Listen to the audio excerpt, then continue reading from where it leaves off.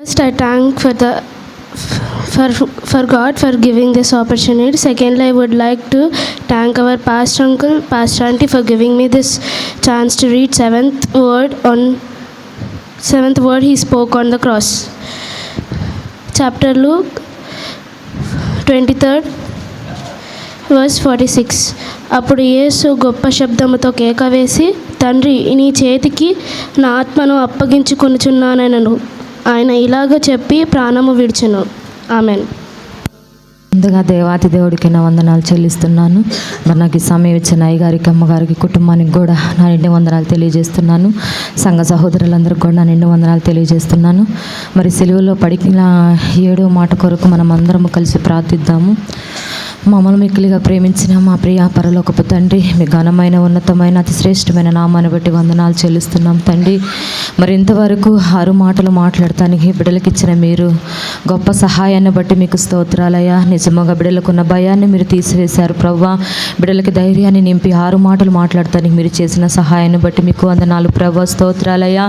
మరి 7వ మాటని మాట్లాడబోచున్న మరి సహోదరిని నయోమిని కూడా మీరు జ్ఞాపకం చేసుకోండి. మీ బలముతో, మీ శక్తితో, మీ ఆత్మతో బిడ్డను నింపమని అయా మరి మాట్లాడబోచుండగా మరి ఆ వాక్యాంశారంగా మేము అందరం నడుచుకున్నట్లుగా మా హృదయాల్లో ముద్ర వేసుకునే కృపను మా అందరికీ దయచేయమని, వెనకల చెవి గ్రహించే మనసును మా అందరికీ దయచేయమని, మీ ఘనమైన నామానికి మహిమ, ఘనత, ప్రభావాలు మీకు ఆరోపిస్తూ నజరుడైన యేసయ్య శక్తి కలిగిన నామములోని ప్రార్థించి స్తుతించి మనవులు పొంది ఉన్నాం మా పరమ తండ్రి.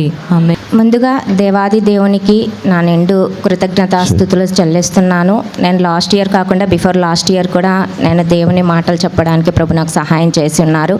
అందుని బట్టి నేను దేవునికి కృతజ్ఞతాస్తుతులు చెల్లిస్తున్నాను. మరి ఒక్కసారి కూడా దేవుని మాటను చెప్పడానికి నాకు ఇచ్చిన సమయాన్ని బట్టి దేవునికి కృతజ్ఞతాస్తుతులు చెల్లిస్తూ దైవజనులకును కూడి ఉన్న సంఘానికి అంతటికి కూడా నా వందనాలు తెలియచేస్తూ శుభ శుక్రవార శుభాభివందనాలు కూడా తెలియచేస్తున్నాను. లాస్ట్గా ప్రభువు సిలువలో పలికిన 7వ మాట లూకా సువార్త 23వ అధ్యాయము 46వ వచనం. అప్పుడు యేసు గొప్ప శబ్దంతో కేక వేసి, తండ్రి, నీ చేతికి నా ఆత్మను అప్పగించుకొనుచున్నానెను. ఆయన ఈలాగు చెప్పి ప్రాణము విడిచెను. చివరి మాట మనకందరికీ తెలుసు. ప్రభు ఈ లోకానికి వచ్చి ఉన్నారు, సిలువలో బలియాగమయ్యారు. అది ఎందు నిమిత్తం అంటే మన పాపాల నిమిత్తమని మనం వ్యక్తిగతంగా మనం అందరం తెలియచేస్తాము. అది నిజము.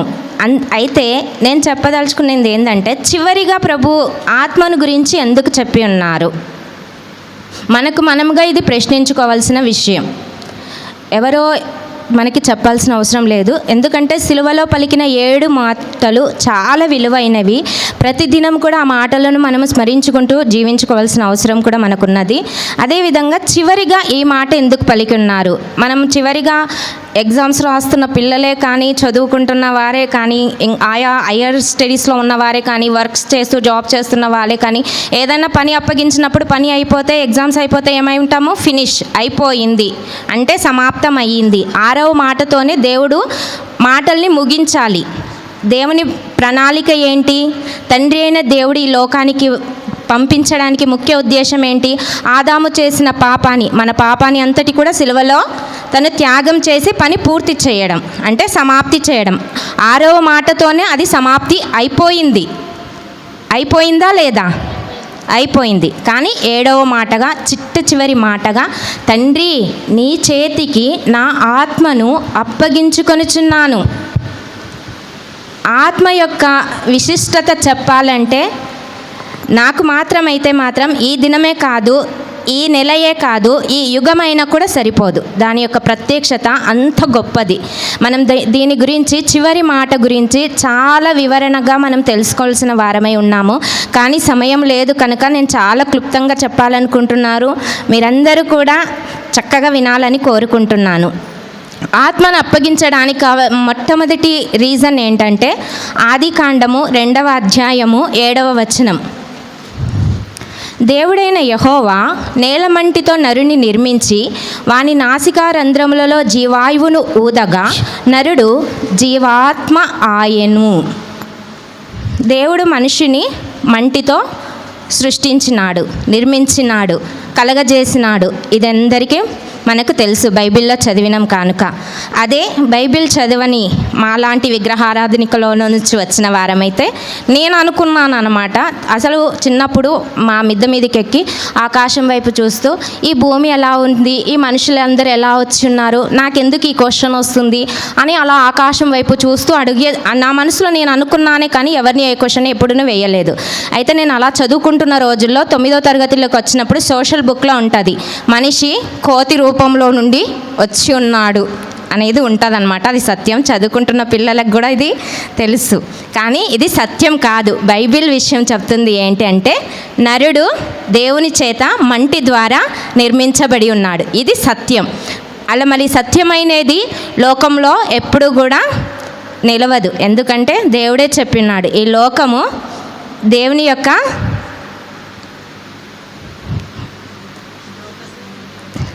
దేవునిని ఈ లోకము గుర్తెరగదు. లోక సంబంధులంతా కూడా వారి యొక్క జీవన విధానంలో ఈ లోకయాత్రలో శరీరాశల్లోనే నివసిస్తారు. అందుకు వారు ఏమంటారు, ఎప్పుడు కూడా వాదిస్తూనే ఉంటారు క్రైస్తవులైన మీద. కానీ అది సత్యం. అది ఎందుకు సత్యం అంటే, ఒక మనిషి మనంగా ప్రశ్నించుకొని దీన్ని రుజువుపరుచుకోవాలి మన వ్యక్తిగత జీవితంలో కూడా. ఇది నేను మీకు అందరికీ తెలియజేయాలనుకుంటున్నాను. ఎందుకంటే మనం స్నానం చేస్తున్నప్పుడు మన శరీరాన్ని రుద్దితే బాగా పనిచేసి అలసిపోయినప్పుడు మన శరీరంలో నుంచి మట్టి వస్తుంది. ఇది రుజువు. మనం నేల మంటితో చేసి ఉన్నామనడానికి రుజువు. నాకు ఈ రుజువు నేను ఇంటర్ చదువుతున్నప్పుడు నాకు చిన్న స్లిప్ మీద దొరికింది. అప్పుడు నేను రుజువు పరుచుకున్నాను. కానీ ఇది ఏంటి, ఎక్కడి నుంచి వస్తుంది అనేది నాకు అప్పటికే తెలియదు. ఇది బైబిల్ ద్వారా చదివినప్పుడు బైబిల్లో రాసిన ప్రతి వచనం కూడా నిజమని నేను గ్రహించి ఉన్నాను. మీరు కూడా చదివి గ్రహించవలసిందిగా కోరుతున్నాను. ఇక్కడ చివరి మాటగా ఆత్మ అంటే జీవాత్మ. దేవుడు జీవమును ప్లస్ ఆత్మను సృష్టించినప్పుడే, నరుని కలుగ చేసినప్పుడే ఇచ్చినాడు. కానీ ఈ జీవాత్మని ఇచ్చిన మనిషి ఏం చేసినాడు, ఏదేవుని తోటలో నివసించినప్పుడు దేవుని మాటను పెడచెవిన పెట్టి వినక త్రోసివేసి చెయ్యకూడని పాపం చేసినాడు. ఆ చెయ్యకూడని పాపం చేయడం వలన ఏమైంది అంటే మరణం ఈ భూమి మీదకి వచ్చింది. అంత ముందుకు మరణం అనేది భూమి మీద లేదు. ఆదాము కానీ హవ్వ కానీ సృష్టించినప్పుడు మరణం అనేది భూమి మీద లేదు. ఎప్పుడైతే పాపం చేసి ఉన్నారో ఆ పాపానికే మరణం వచ్చింది. ఈ జీవంగా మనం ఈ శరీరంలో జీవిస్తున్నప్పుడు మన శరీర క్రియలే మనం భూమి మీద జరిగిస్తాము. దానికి రెఫరెన్స్ ఏంటంటే గలతీ పత్రికలో శరీర క్రియలు నిశ్చయంగా రాసి ఉన్నారనమాట ప్రభు. 5వ అధ్యాయం 19వ వచనంలో అక్కడ ఉంటాయి. శరీర ఆశలు ఏమనగా జీవపు డంబమును, నేత్రాశయు, ఈర్ష్యయు, ద్వేషము, అసూయ అవన్నీ కలిగి ఉంటామన్నమాట. ఇవన్నీ కలిగి ఉన్న వారం ఎవరమంటే మనమే. మనం బాప్తిస్మం తీసుకున్నప్పటికీ కూడా మనలో ఈ క్రియలు అనేటివి జరుగుతూనే ఉంటాయి. ఇవి నేను జరిగించటం లేదు అని ఎవరైనా చెప్పగలరా? బాప్తిస్మం తీసుకున్న వాళ్ళు. నేనైతే చెప్పగలను. నేను శరీరంలో జీవిస్తున్నంతకాలం నాలో శరీర క్రియలే జరుగుతాయి. బాప్తిస్మం అనేది ఒక పాప క్షమాపణకు మాత్రమే రుజువు. అంటే ఈ లోకంలో మనం జీవిస్తున్నప్పుడు పాపం చేస్తున్నాము, దానికి మాత్రమే క్షమాపణగా రుజువు, అంతే. ఈ ఆత్మ అనేది ఏం చేస్తుంది అంటే మన శరీరంలోనికి వచ్చినప్పుడు మనలో ఉన్న దేవుని యొక్క ఆత్మ ఫలాలని ఫలింపచేస్తుంది. కనుక మనము ఎంతో నిశ్చయంగా దేవుని ఆత్మ కొరకు కనిపెడుతూ ప్రార్థించుకోవాల్సిన వారమై ఉన్నాము. ప్రతి ఒక్కరూ కూడా బాప్తిస్మం పొందుకున్న వారందరూ కూడా దేవుని ఆత్మను మరి ఎంతో నిశ్చయంగా అపేక్షించి ప్రార్థించి కోరుకోవాల్సిందిగా కోరుచున్నాను. ఈ యొక్క ఆత్మ ఫలాలే మనకు గలతీ అధ్యాయంలో, అదే 5వ అధ్యాయంలో 22వ వచనంలో ఉంటాయి. ఆత్మఫలం ఏమనగా ప్రేమ, సంతోషము, సమాధానము, దీర్ఘశాంతము, దయాళత్వము, మంచితనము, సాత్వికము, ఆశా నిగ్రహము. ఇవన్నీ కూడా మనలో క్రియారూపకంగా ఎప్పుడైతే దేవుని పరిశుద్ధాత్మ మనలోకి వస్తాడో అప్పుడు మాత్రమే అవి క్రియారూపకంగా బయటికి వెళ్తాయన్నమాట. అదేవిధంగా ప్రసంగి 12:7 ఏమని ఉంటుందంటే, మన్నైనది వెనకటి వలనే మరలా భూమికి చేరును, ఆత్మ దాని దయచేసిన దేవుని యొద్దకు మరలిపోవును. కనుక చిట్ట చివరిగా దేవుడు పలికినటువంటి మాట తండ్రి నీ చేతికి నా ఆత్మను అప్పగించుకొనుచున్నాను ఆయన చెప్పి ప్రాణం విడిచెను. ఎందుకంటే ఈ మన్నైన దేహము భూమిలోకి పోతుంది, కానీ ఆత్మ దాని దయచేసిన దేవుని యొద్దకే వెళ్ళుతుంది. మనలో ఆత్మక్రియలు ప్రారంభించి ఒక్కొక్కటిగా అవి దైవ చిత్తాన్ని నెరవేర్చాలి అంటే ఎంతో నిశ్చయంగా మనము పరిశుద్ధాత్మను పొందుకొనవలసిన వారమే ఉన్నాము. దాని కొరకు ప్రార్థించుకొని దేవుని యొద్ద నుండి పొంది దేవుని యొక్క ఆత్మ ఫలాలు అనుభవించి దేవుని రాకడకు మనము సిద్ధపడుతూ ఆయన క్రియలు సంపూర్తి చేయవలసిందిగా కోరుతున్నాను. దీని యొక్క ఫలితమే ప్రకటన గ్రంథం 14వ అధ్యాయం 12 చివరిది ఈ వచనం చదవండి, ఇంక ముగించేస్తాను.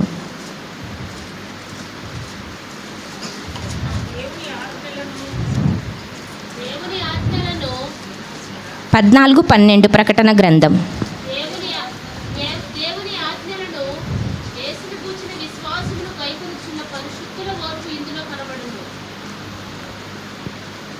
సారీ 13 కూడా చదవండి.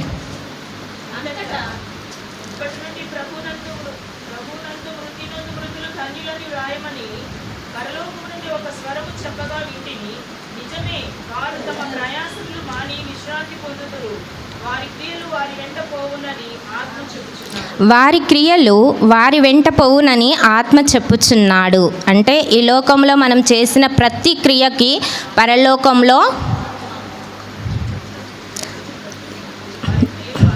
పోవును, వారి క్రియలు వారి వెంట పోవునని ఆత్మ చెప్తున్నాడు. మనం ఏమైతే క్రియలు ఇక్కడ చేస్తామో ఆ క్రియలే మన పరలోక గ్రంథంలో లిఖింపబడతాయి. ఇందాక పండు చెప్పినట్లుగానే బాప్తిస్మం తీసుకున్న తర్వాత మనకు 2వ జీవ గ్రంథంలో మన పేరు లిఖింపబడుతుంది. అప్పటి నుండి మనం ఏమేమి క్రియలు ఇక్కడ చేస్తామో అవి అక్కడ అన్నీ రాయబడతాయి అన్నమాట.